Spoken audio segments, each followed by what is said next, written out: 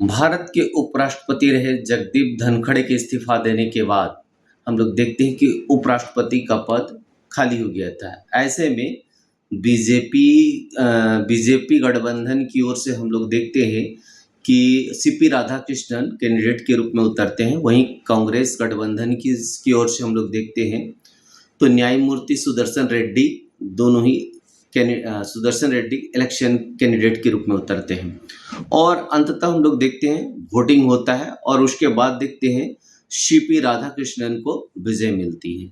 तो सीपी राधाकृष्णन को विजय मिलना स्वाभाविक है क्योंकि लोकसभा में जिसकी बहुमत होती है उसमें लोकसभा में जिसकी बहुमत होती है उसका जीतना तय होता है, क्योंकि लोकसभा के और राज्यसभा दोनों ही चूंकि इस इलेक्शन में भाग लेते हैं।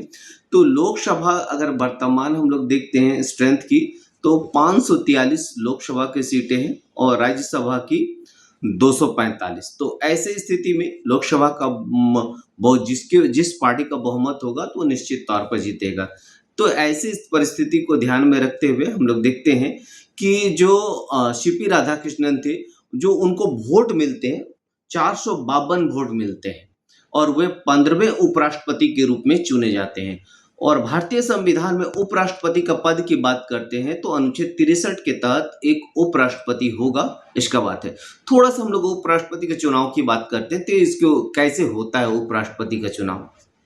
उपराष्ट्रपति का चुनाव के लिए एकल संक्रमणीय अनुपातिक मत पद्धति का प्रयोग किया जाता है।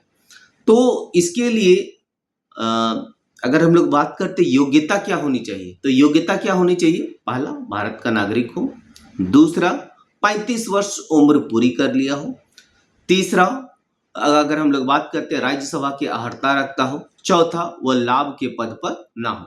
अगर इन कंडीशनों को वो फुलफिल करता है तो वो ऐसी स्थिति में वो उपराष्ट्रपति के उम्मीदवार के रूप में चुनाव लड़ सकता है।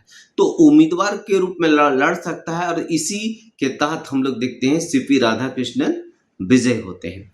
तो उपराष्ट्रपति जब कोई बनता है तो इसमें और क्या क्राइटेरिया होते हैं तो इसके क्राइटेरिया को थोड़ा देखते हैं। इसमें 20 प्रस्तावक होते हैं और 20 अनुमोदक होते हैं, ठीक है। 20 प्रस्तावक होंगे और 20 अनुमोदक होंगे और इसमें जमानत राशि होती है। जमानत राशि 15,000 रुपये की होती है और ये आरबीआई के पास जमा होता है। आरबीआई के पास जमा होता है और कुल डाले गए वैध मतों का 1/6 वोट प्राप्त करना होता है। अगर कुल डाले गए वैध मतों का 1/6 वोट प्राप्त करता है तो उस कंडीशन में हम लोग देखते हैं कि उसे हम लोग उपराष्ट्रपति के रूप में चुनते हैं। और 9 सितंबर 2025 को जो चुनाव होता है और हम लोग देखते हैं उसमें सीपी राधाकृष्णन विजय होते हैं। तो उनका भी जो प्रोसेस होता है उपराष्ट्रपति वाला प्रोसेस को पूरा करना पड़ता है और इसके बाद हम लोग देखते हैं कि उपराष्ट्रपति को शपथ कौन दिलाता है। उपराष्ट्रपति की अगर शपथ की बात करते हैं तो इसको राष्ट्रपति शपथ दिलाता है। तो ये अपना इस्तीफा किसे देगा तो याद रखिएगा उपराष्ट्रपति अपना इस्तीफा राष्ट्रपति को देगा।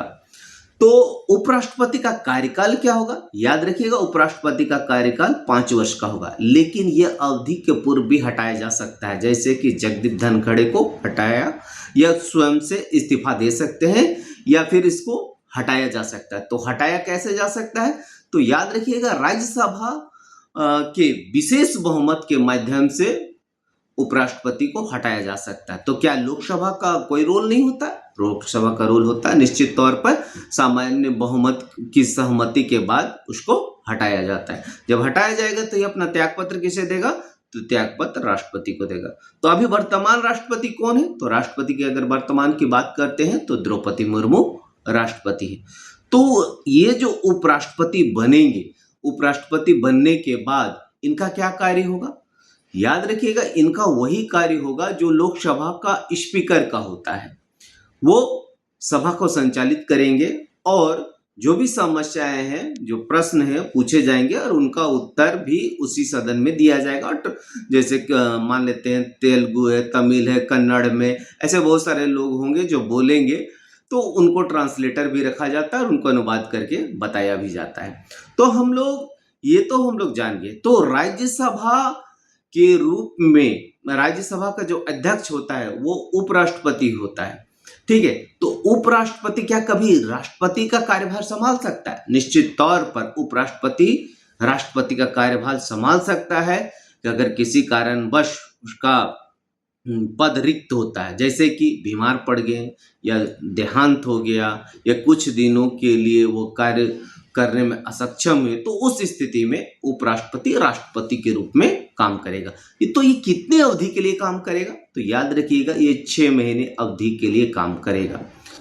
तो इस प्रकार उपराष्ट्रपति राष्ट्रपति के पद के रूप में भी कार्यभार को संभालता है और कार्य को संचालन करता है। तो उपराष्ट्रपति को हम लोग देख लिए राज्यसभा का अध्यक्ष होता है, तो और अपने कार्य को संचालित करता है। तो अब देखते हैं भारत में कुल कितने उपराष्ट्रपति हुए। तो सीपी राधाकृष्णन को मिलाकर बात करें तो ये 15वें उपराष्ट्रपति। तो हमारा वीडियो कैसा लगा? अगर अच्छा लगा तो लाइक कीजिए, सब्सक्राइब कीजिए, शेयर कीजिए। That's all, thank you.